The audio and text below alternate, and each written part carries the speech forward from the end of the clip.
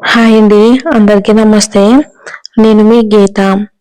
Mind devil Raavan part 5 స్టోరీలోకి వెళ్ళిపోదాం. ఈరోజు ఎపిసోడ్ చాలా ఇంట్రెస్టింగ్ గా ఉంటుందండి.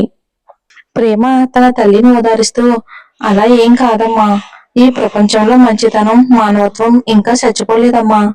నేను అత్తలా కాదు అమ్మలా చూసుకునేవాడే నాకు భర్తగా వస్తాడు, నన్ను నమ్మమ్మా అని ఆవిడికి ధైర్యం చెప్పి శారద గారితో, పిన్ని అమ్మ జాగ్రత్త అని ఆవిడికి తన తల్లిని తను తిరిగి వచ్చే వరకు జాగ్రత్తగా చూసుకోమని చెప్పి తన ఆటోలో స్కూల్ కి బయలుదేరింది.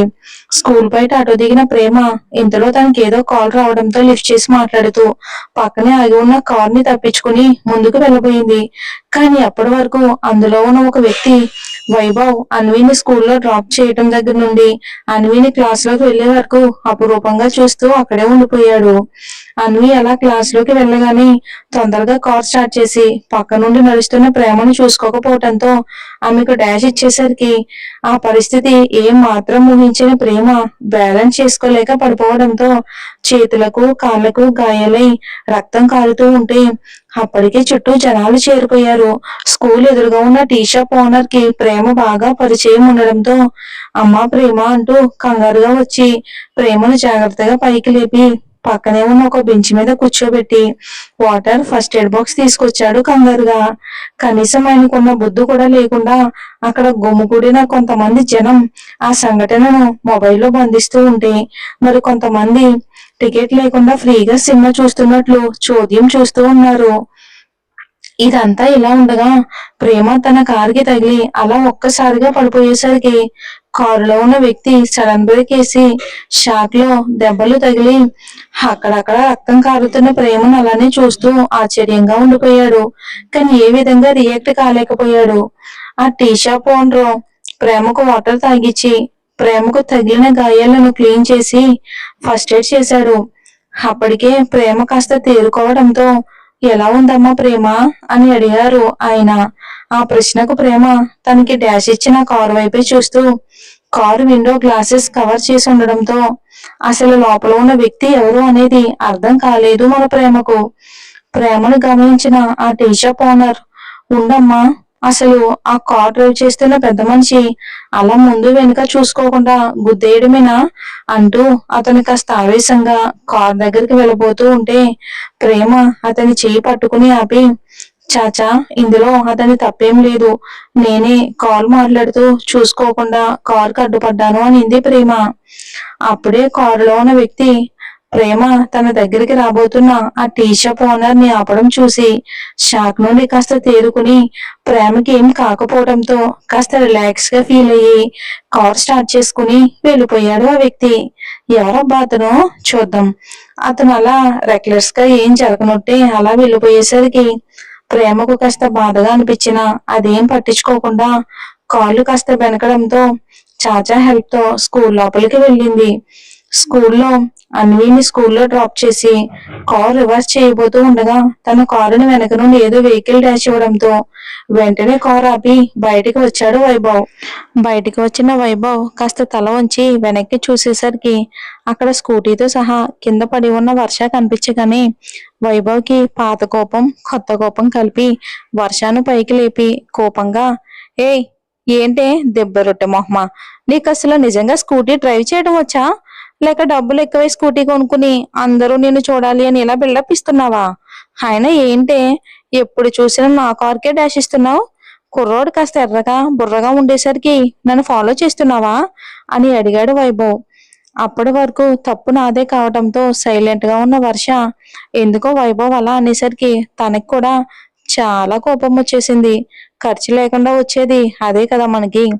ఆ కోపం ఆ కోపంలోనే వైభవ్ మీదకి వెళ్తూ ఉంటే, ఎవరిదిరా దెబ్బరొట్టి మొహం? నాది దెబ్బరొట్టి మొహం అయితే నీది చింపాంజీ మొహం, గుడ్ల గోప కళ్ళు, పందిమూతి, గబ్బిలం అని ఇంకా ఏదో అనబోతూ వర్ష నోరు మూసేశాడు వైభవ్ కోపంగా. సడన్ గా వైభవ్ అలా చేసేసరికి అతని స్పర్శకు కళ్ళు పెద్దవి చేసి షాక్ అయ్యి అలా చూస్తూ బిగుసుకుపోయింది వర్ష.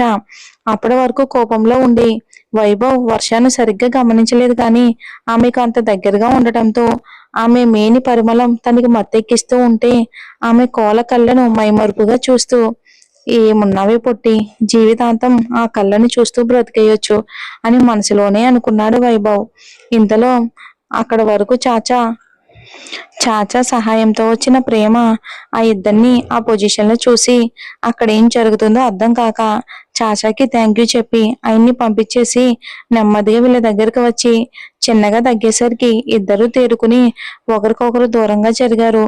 ఇద్దరికి ఒకరికొకరు అంత దగ్గరగా చూసుకునేసరికి మనసులో ఏదో తెలియని ఫీలింగ్ స్టార్ట్ అవడంతో తలెత్తి ఒకరినొకరు చూసుకునే ధైర్యం లేక పక్క చూపులు చూస్తూ ఉండిపోయారు. వాళ్ళ ముఖ కవలికలు బట్టి వాళ్ళ పరిస్థితిని అర్థం చేసుకున్న ప్రేమ ముసిముసిగా నవ్వుకుంటూ వైభవ్ని చూసి మీరేంటండి ఇక్కడ అని అడిగింది. ప్రేమ ప్రశ్నకు వైభవ్ కాస్త తేరుకుని మా అన్నయ్య వాళ్ళ పాపని ఇదే స్కూల్లో జాయిన్ చేశామండి, పాపని డ్రాప్ చేయడానికి వచ్చాను అని చెప్పాడు ఒక కంట వర్షాన్ని గమనిస్తూ.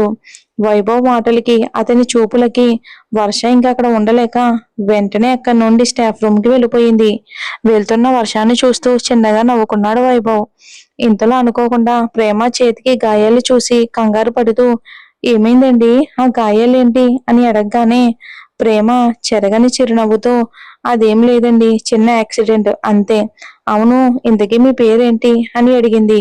ఇద్దరు ఒకరినొకరు పరిచయం చేసుకుని కాసేపు మాట్లాడుకున్నాక స్కూల్ బెల్ రింగ్ అయ్యేసరికి ప్రేమ సరేనండి నాకు ఇక క్లాస్ టైం అయ్యింది ఉంటాను అని ఆమె క్లాస్కి వెళ్ళగానే వైభవ్ కూడా ఆఫీస్కి స్టార్ట్ అయ్యాడు. ఇక అతి దీంట్లో పిల్లలందరూ ఎవరికి వారు బయటికి వెళ్ళగానే వైశాలి గారు వాళ్ళకి తెలిసిన శాస్త్రి గారికి ఫోన్ చేసి అది ధన్విల జాతకం ఎలా ఉందో చూడమని అడిగారు. ఇద్దరి జాతకాలు క్షుణ్ణంగా పరీక్షించిన శాస్త్రి గారు అమ్మా మీ అబ్బాయి జీవితంలోకి మీ మనవరాలే తన తల్లి రూపంలో ఒక కొత్త వెలుగును తీసుకుని రాబోతుంది తల్లి. అబ్బాయి గురించి మీరేం బెంగ పెట్టుకోకండి. అమ్మాయి రాకతో మీ అబ్బాయి గ్రహస్థితులే కాదు మీ ఇంటి పరిస్థితులు కూడా ఖచ్చితంగా మారుతాయి. అమ్మే తన ప్రేమతో అబ్బాయిని ఇదివరకు అతిథిగా మార్చి అతని జీవితంలో కనుమరుగైన సంతోషాలన్నిటినీ తిరిగి తీసుకొస్తుంది అని తీయటి కబురు చెప్పేసరికి వైశాలి గారికి సంతోషంతో ఒక్కసారిగా కళ్ళల్లో నీళ్లు తిరిగాయి. సంతోషంలో కన్నీళ్లు పెట్టుకుంటూ మా పెద్దోడి జీవితం నిజంగా మళ్ళీ ముందులా సంతోషంగా ఉంటుందా స్వామి అని అడిగారు. అప్పటికే ఆవిడ విన్నది నిజమని నమ్మబుద్ధి కాక ఆ మాటకు శాస్త్రి గారు బేస్ వాయిస్ లో నేను చెప్పిందంతా అక్షర సత్యం తల్లి, ఖచ్చితంగా అదే జీవితంలోకి అతని జీవితాన్ని మునుపంటి కంటే సంతోషంగా మార్చే అమ్మాయి, మీ మనవరాలిని సొంత బిడ్డ కంటే ఎక్కువగా చూసుకునే అమ్మాయి మీ ఇంటి కోడలిగా అడుగు పెట్టబోతుంది తల్లి. కానీ ఇదంతా జరగాలి అంటే కొన్ని అవంతరాలు ఎదుర్కొనేందుకు మీరు సిద్ధంగా ఉండాలి అని చెప్పారు. ఆయన మాటలకి వైశాలి గారికి మనసులో ఎందుకో భయం మొదలయ్యింది. ఇక ఆ భయంతోనే ఈసారైనా నా కొడుక్కి ఆ అమ్మాయి జీవితాంతం తోడుగా ఉంటుంది కదా స్వామి అని అడిగారు తడబడుతూ వైశాలి గారు. ఆమె ప్రశ్నకు శాస్త్రి గారు చిన్న చిరునవ్వు నవ్వి అంతా మంచే జరుగుతుంది తల్లి, దేవుడి మీద భారం వేసి అంతా మంచి జరుగుతుంది అన్న నమ్మకాన్ని ఉంచండి అని చెప్పారు. దాంతో వైశాలి గారి మనసు కాస్త తేలిక పడడంతో ఆయన అన్వి చేత అమ్మవారి గుళ్ళో ఏదో పూజ చేయించమని చెప్పి ఫోన్ పెట్టేసి అమ్మ జగన్మాత భారం అంతా నీదే తల్లి అని ఆ తల్లికి నమస్కరించి ధ్యానంలోకి వెళ్లారు శాస్త్రి గారు. ఇక ఇటు కాల్ కట్ అవగానే వైశాలి గారు దేవుడు మందిరం ముందు నిలబడి లోపల ఉన్న అమ్మవారిని చూస్తూ ఇప్పటి వరకు నా బిడ్డ ఇంకే లోకం తెలియని వాడి బిడ్డ చాలా నరకం అనుభవించారు తల్లి, ఎప్పటికైనా ఆ ఇద్దరిని నీ చల్లని చూపుతో కరుణించమ్మా. భార్యను దూరం చేసుకున్న నా కొడుక్కి భార్య మాత్రమే కాదు తల్లి ప్రేమ కోసం అలమటిస్తున్న నా మనవరాలికి తల్లి లేని లోటు తీర్చే అమ్మాయిని నా ఇంటి కోడలుగా పంపించమ్మా అంటూ అతి ధన్విలను తలుచుకుని గుండె చెరువవుతూ ఉంటే కన్నీళ్లతో అమ్మవారిని వేడుకున్నారు. మరి ఏం జరుగుతుందో మనం వచ్చే